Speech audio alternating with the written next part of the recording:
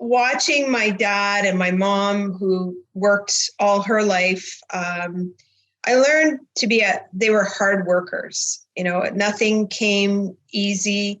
It all came down to hard work. They included me in everything. Like I said, I was always brought to all the parties and, got to hear all the conversations and sit at the table with the aunts and uncles.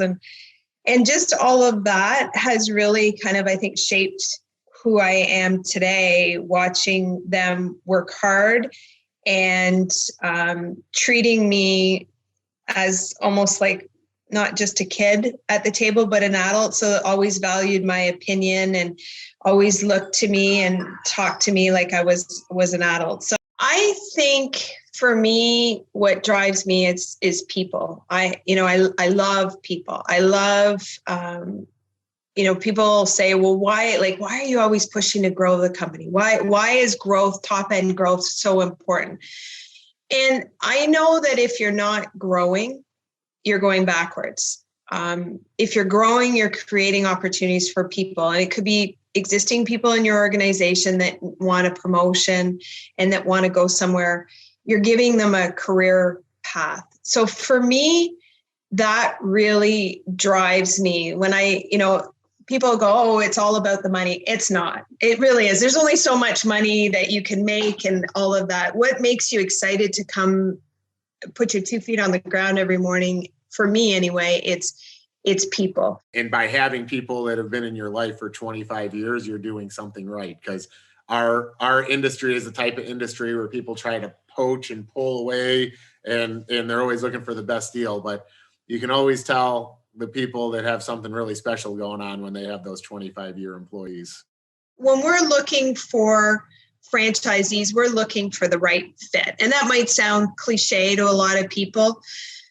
And that's fine. If you're one that comes in and doesn't like direction or input, then the fit's probably not there. And there's a lot of people like that, and that's okay. There's very successful people that aren't franchised that are doing their own business. When somebody comes in and is open-minded and realizes that we're business partners now, we're not, we're going to work together to make you successful in the lawn care space. That's what we do. That's what we know how to do. The worst thing I've seen, and it's happened, we've had franchisees come in and try and reinvent the wheel, and it's like, it's just not going to work. Every time if I had an issue or something came up, I would go into his office and say, okay, this is the issue. I don't know, what should we do? And he'd go, you have the answer. Go back to your desk, think about it, and come back to me with a few solutions. So I did that enough times that I stopped going to him. So maybe he was smarter than I thought. But it made me start to think of solutions, that every problem has a solution. You just got to think about it and be strategic about it. And how do you prevent some of these things from happening? So then instead of going into his office to just discuss the issue, I was going into his office to discuss the solutions and the different opportunities.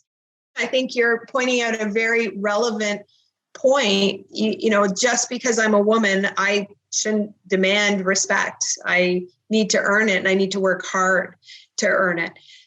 So that was, one of the things that I always, when I sit in a room, I often think I am definitely not the smartest person in this room. Definitely not.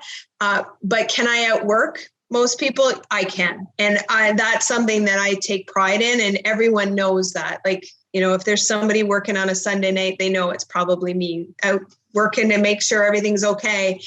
And that's just who I am. So I think that's where I've earned most of their respect. I think that some of the most successful people actually do a really good job of making sure they're not always the smartest person in the room, because it means you're not going into enough rooms.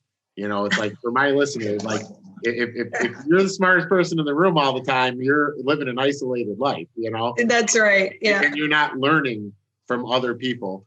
And and then secondly, to elaborate on the problem solvers, obviously I have a lot of employees, and I actually tell my team members, at the end of the day, just hire problem solvers, because I think the most successful companies are the companies that have the most problem solvers on staff. Yeah. It doesn't make a difference what industry you're in. We have to stop talking about millennials like they're not in the room. We have to stop doing that. We can't have it, oh, it's the millennials. Oh, it's this. You know what? People in front of behind us, like the baby boomers, probably talked about us exactly like we talk about the millennials. And I think we did pretty good. Yeah, maybe they look at things differently, but that's not a bad thing. I've got a ton of people that are millennials in our company that are fantastic. I would put them up against anybody, any age group, and they're amazing. So we have to stop talking like it's us against them, because it's not. They're our future of our company. So we better adapt and make it a place where they want to come and work. I think any segment of any age group wants to come to work and have fun. Like, why would you not want to? Like we said earlier, we spend more time with our work family than we do our sometimes our real family. So for me, that's got to be an important part. Some people think I'm crazy to say it openly, and good competition is good to have, as long as we know that, like, don't try to compete with daily mowing, because we're offering so much more. We're offering environmentally friendly, 59 decibels daily, no clumps, returning that nitrogen that you guys are putting down right back to the turf, so you get greener grass. There's so many benefits.